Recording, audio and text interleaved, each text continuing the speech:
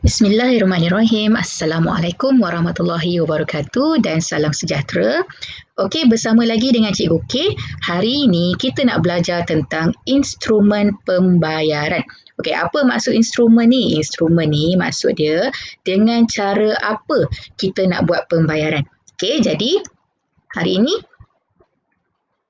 kita nak tengok beberapa instrumen pembayaran yang boleh kita gunakan di Malaysia ni. Okey, jadi kita akan tengok kita boleh bayar secara tunai, kad debit, kad kredit, perbankan internet, kad prabayar, e-dompet, cek dan wang pos. Okey, jadi kita akan tengok setiap satu bahagian ni. Kita tengok macam mana nak gunakan, apa contoh-contoh dia. Okey, jadi kita jangan buang masa, kita teruskan dengan yang pertama iaitu dengan cara tunai.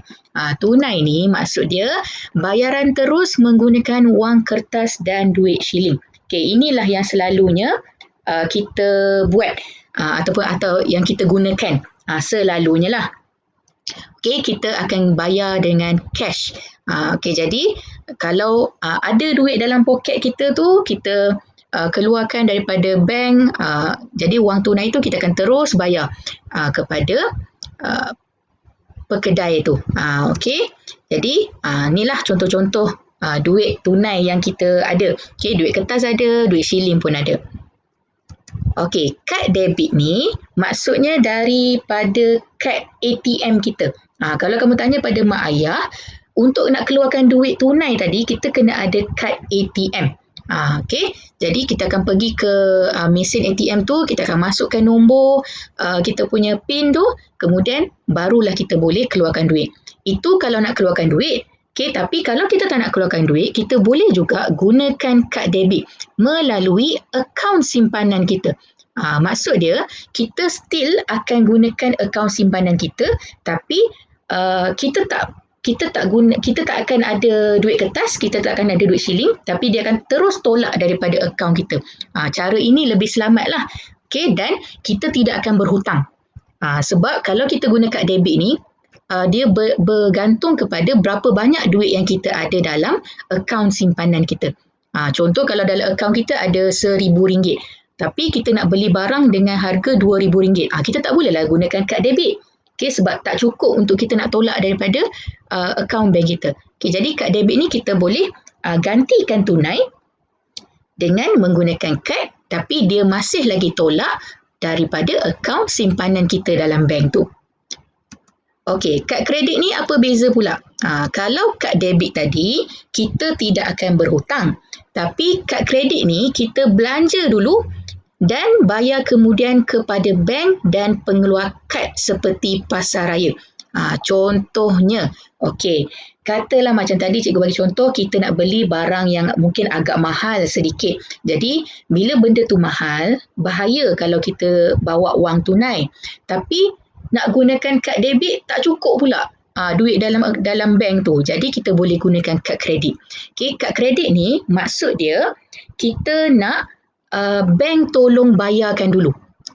Bank bayarkan dulu harga barang tu, kemudian kita berhutang dengan bank sekarang ni. Dan kita akan bayarlah pada bank balik sikit-sikit. Mungkin pada akhir bulan kita bayar sikit. Okay, maknanya kita berhutang dengan bank. Dan kalau kita lambat bayar, nanti akan ada pula faedah dia. Okey, nanti akan ada pula faedah, kena bayar ekstra pula kan. Jadi, kalau kata kita nak guna kad kredit, kita kena pastikan kita bayar mengikut tempoh yang telah ditetapkan oleh bank ataupun pasaraya tu. Kalau pasaraya macam contoh macam Aeon Credit. Okey, maknanya kita gunakan kad Aeon Credit tu, diorang yang bayarkan untuk kita dulu, lepas tu kita bayar sikit-sikit pada diorang balik. Okey, perbankan internet sangat popular sekarang.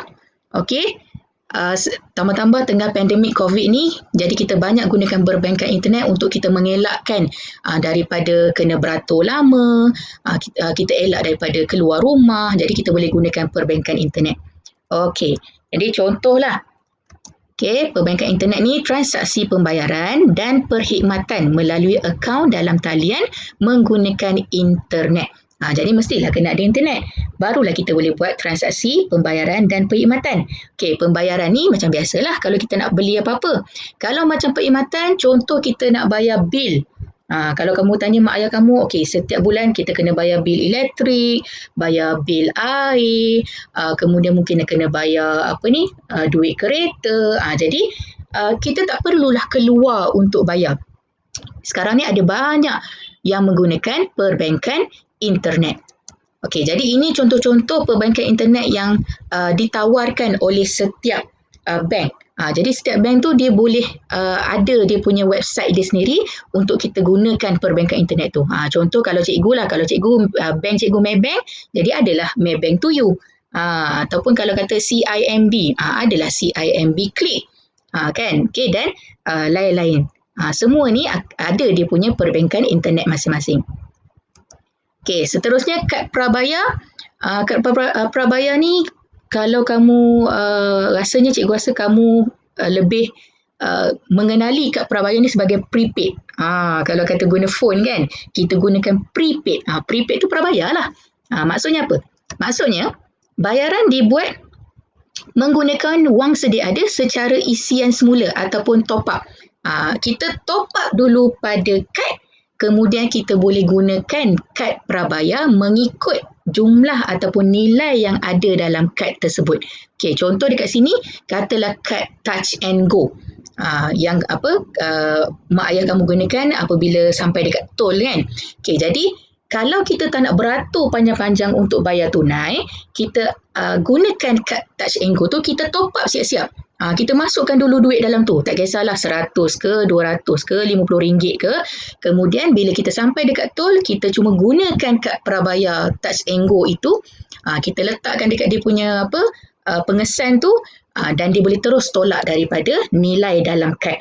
Jadi tak payahlah kita nak beratur panjang-panjang, nak gunakan wang tunai, lebih selamat dengan cara kad prabayar. Okey, jadi sama juga macam kamu gunakan telefon. Okey, siapa yang tak gunakan bil, dia akan gunakan kad prabayar. Maknanya kamu beli siap-siap. Contoh data kan, kamu beli siap-siap harga RM10. Lepas tu kamu masukkan PIN tu masuk dalam phone kamu. Okey, kamu baru dapat RM10 tu. Jadi kita bayar dulu. Kita bayar dulu, lepas tu baru kita gunakan kad itu. Alright. Seterusnya e-dompet ataupun dalam bahasa Inggerisnya adalah e-wallet. Cikgu rasa kamu lebih familiar, lebih mengenali perkataan e-wallet itu. Okay, jadi e-wallet ni pun satu cara atau satu instrumen pembayaran yang sangat popular sekarang, memandangkan kita teknologi kita makin canggih. Dan tambah-tambah pula kita tak perlu nak pegang wang tunai yang banyak. Kita boleh gunakan e-wallet. Okay, jadi e-dompet ni pembayaran tanpa tunai menggunakan aplikasi di dalam peranti elektronik. Peranti elektronik ni maksudnya kita punya phone lah. Kita punya phone ke, kita punya tab ke. Jadi selalunya e-dompet ni dia akan scan kan. Kita akan scan kod QR. Dekat situlah baru kita boleh tolak duit kita untuk bayar benda yang kita nak beli tu. Okay, jadi dalam e-wallet ni ada banyak. Kita ada Touch 'n Go, kita ada Boost, GrabPay, kita ada QR Pay untuk Maybank. Ini adalah contoh-contoh yang popular lah dalam e-wallet ni. Maksudnya contohlah kalau GrabPay kan. Okay, GrabPay, kita masuk siap-siap duit dalam GrabPay ni.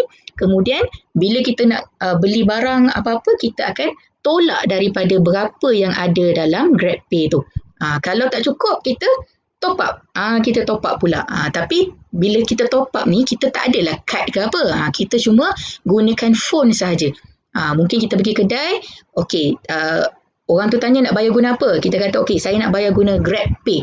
Jadi kita akan scan QR code yang ada disediakan tu, dan daripada situ punyalah canggih teknologi ni, dia boleh terus tolak daripada duit yang ada dalam GrabPay tu. Okay, jadi dia lebih mudah dan kamu tak perlulah bawa wang tunai yang banyak untuk berbelanja. Okey, cek. Cek ini selalunya sesuai untuk duit ataupun nilai yang tinggi, yang banyak. Contoh sampai puluh-puluh ribu tu. Okey, tak sesuai lah nak guna kad ke, tak sesuai lah nak guna e-wallet, e-dompet kan, nak guna kad prabayar, tak sesuai lah. Okey, kalau untuk jumlah yang banyak ni, kita banyak gunakan cek. Okey, cek ni maksudnya apa? Perintah bertulis kepada bank supaya membayar jumlah khusus yang dinyatakan. Okey, kalau kamu tengok pada gambar ni semua cikgu ambil daripada buku teks kamu. Gambar ni adalah cek. Maksudnya kita tulis berapa yang kita nak bagi kepada seseorang ataupun kepada sesebuah syarikat. Kan? Kemudian bila kita bagi pada orang tu akan pergi ke bank. Okey, sekarang ni ada mesin cek kan, kalau kamu tengok dekat mesin-mesin ATM tu, dia ada satu mesin tu nama dia check deposit. Jadi dekat situ kalau kamu malas nak pergi pada kaunter, kamu boleh terus masuk dekat check deposit tu. Jadi kamu masuk mesin tu, kamu tulislah akaun bank kamu masukkan cek dan dalam lebih kurang sehari ataupun ke 3 hari bekerja, bank itu dia akan masukkan duit orang tadi ke dalam akaun kamu. Okay, jadi ini selalunya melibatkan jumlah yang besar lah. Jadi contoh kalau cikgu nak bagi duit RM10,000 dekat kamu, okay, cikgu akan ada buku cek ni. Okay, buku cek ni cikgu pun tulislah, okay, nilai dia RM10,000 nak bagi pada contoh A, nama dia A lah contoh dia. Okay, jadi cikgu pun bagilah kertas cek ni pada A. Jadi macam cikgu cakap tadi, A ini pula dia akan pergilah sama ada dekat kaunter bank ataupun dia pergi dekat mesin deposit cek tu, dia masukkan cek, dia masukkan nombor akaun dia, kemudian lepas sehari ke 3 hari, bank akan ambil duit daripada akaun cikgu dan terus masukkan ke dalam akaun A. Okay, melalui kertas cek yang dah diberikan tadi. Itu maksudnya cek ya. Okey, wang pos mewakili wang tunai untuk dihantar kepada penerima tertentu yang dikeluarkan oleh pejabat pos. Okey, ini contoh wang pos gambar ni. Okey, wang pos ni kita bayar siap-siap. Okey, kita pergi dekat post office, kita pergi kat pejabat pos. Okey, kita kata saya nak buat wang pos. Okey, kalau pegawai tu tanya, okey berapa ringgit puan? Ataupun tuan, saya pun kata okey RM30. Okey, kemudian saya bayar dulu RM30 ni. Okey, saya bayar pada pejabat pos RM30 dan dia akan berikan cikgu wang pos ini. Jadi wang pos ni nilai dia RM30 lah. Jadi adalah beberapa perkara, dia punya syaratnya ataupun dia punya cara tu dia kata okey, kirimkan wang pos. Okey, dia punya ayat kirimkan wang pos. Maksudnya kita kena ada dulu wang pos ni untuk dikirimkan kepada orang itu. Okey, jadi itu maksudnya wang pos kita bayar siap-siap pada pegawai dekat pejabat pos ni untuk kita dapatkan kertas wang pos ni. Okey, dan barulah kita nak bagi pada sesiapa lah. Jadi orang tu pula dia akan tukarkan wang pos ni kepada wang biasa, wang tunai biasa. Okey, jadi cikgu harap kamu boleh faham dengan instrumen-instrumen pembayaran yang boleh kamu gunakan dalam waktu sekarang ni. Okey, jadi kamu pilihlah cara yang paling sesuai, yang paling selamat dan yang penting nasihat cikgu, kurangkan berhutang. Jadi kita berhenti dekat sini, kita jumpa lagi dalam pembelajaran seterusnya.